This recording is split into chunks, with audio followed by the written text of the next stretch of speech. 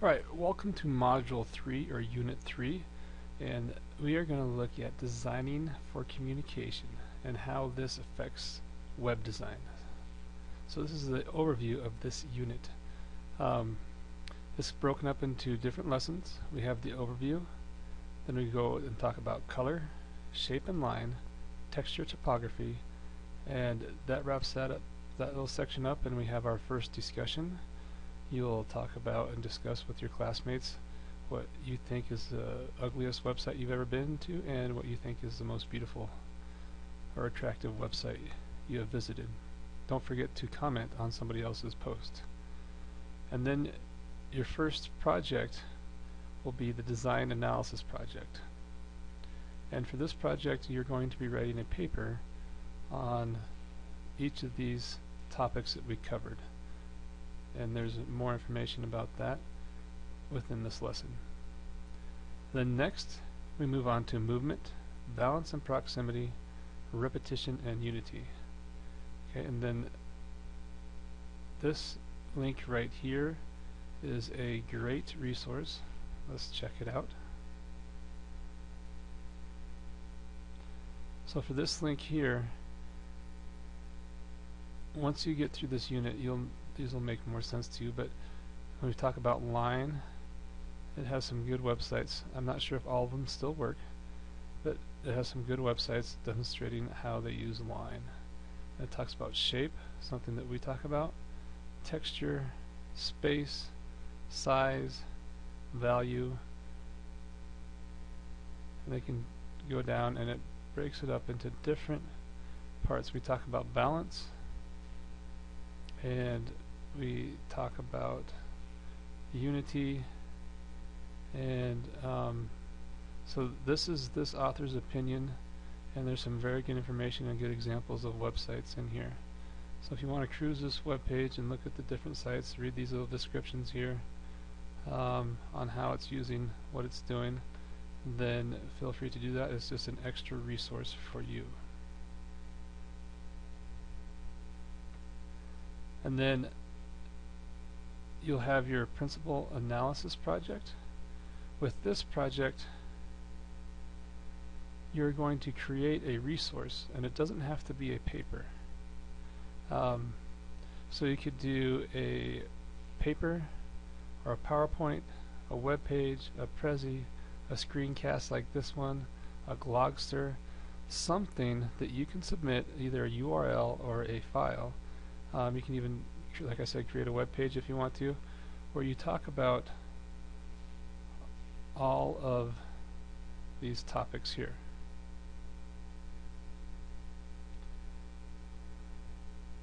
So you need to talk about movement, balance, proximity, repetition, and unity in your project. And like I said, it could be a PowerPoint, it could be a screencast.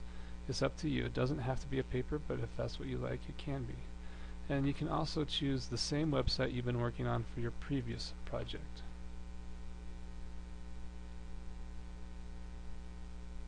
And then we have our second discussion for this unit, our second and final discussion for this unit, and that is you write about your favorite website. So you click on here, there's more details for that, and do not forget to comment on somebody else's post. And then your final project for this unit is you're going to create an imaginary business web page. And later in this module, I'm going to show you how to use Expression Web, the code part of it, to write a web page. And for your web page, you can start thinking about it now, is you're going to come up with an imaginary business, and you're going to incorporate everything you've learned in this unit. You're going to think about your topography, you're going to think about how you can add texture, you're going to think about the color choices you use, you're going to think about using horizontal lines and shapes, and all the different topics we've talked about you're going to try to incorporate into your web page. So anyway, you create imaginary business and you can create a web page for that. There will be a video for this coming soon, and I'll give you an example. I'll show you an example of a web page that was created by a former student, and I'll go over that. And here is the rubric for that web page. And so you'll be graded on the following. So I'll look at your background, your color choices, your fonts, your graphics, links, and layout. For your links, you should have a link to something. If you are creating a website on shoes, you should have a link to a shoe website. If you're doing a link about music or a music store, maybe you could have a link to some bands or something that you would sell. And then also I'll look at the layout and make sure it's attractive so you can read this rubric for yourself.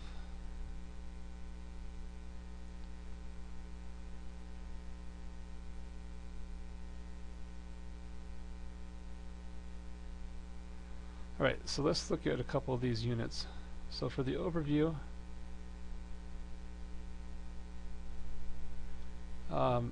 this just explains what you're going to learn, some questions to think about while you are doing this unit, and down here will be this video that I'm shooting right now. And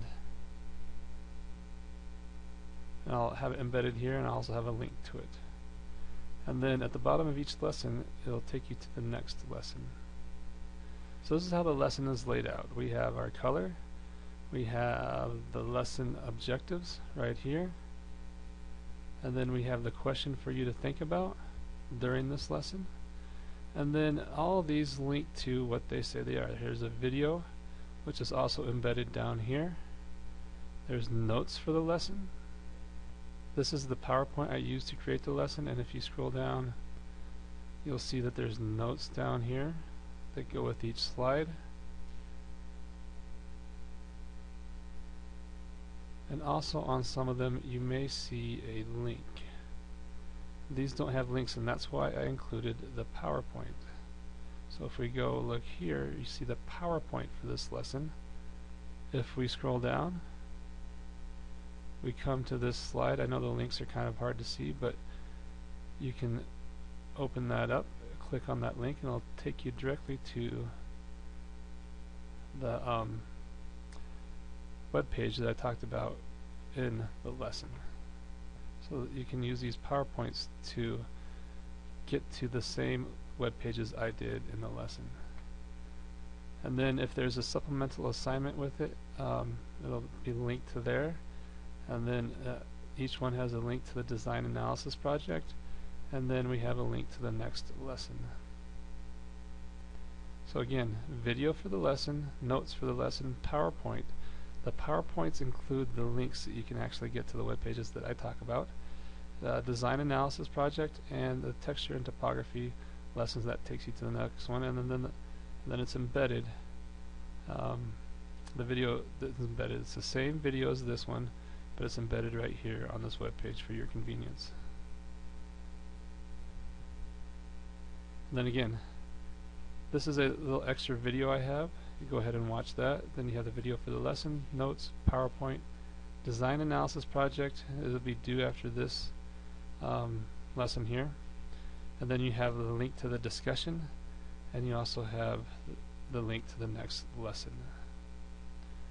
So if we look over here in module 3, you will see we have all the topics, and then you have the project, and you also have the discussion, followed by more lessons, and then you have the project, and then you have the discussion, and you have the final project. Below, if you see below here on resources, if I click open, and I just closed it, but if I open it, you have all the resources for this unit. Color PP is the PowerPoint, Color Notes is the PowerPoint with the notes, Color Video is the video that's linked to the lesson, and so these are all for you to look at, and they are all either PDFs or videos to help you guide you through the lesson. So this should be a fun lesson. It's mostly looking at web pages and demonstrating your knowledge either through a paper or some sort of project. If you have any questions, please feel free to ask, and I hope you have fun with this unit, and I hope it gives you more awareness of how web pages are designed, and next time you look at a web page, you'll be looking for certain aspects of the web page that either make it a great web page, a subpar web page, or just an okay web page. Thank you for your time.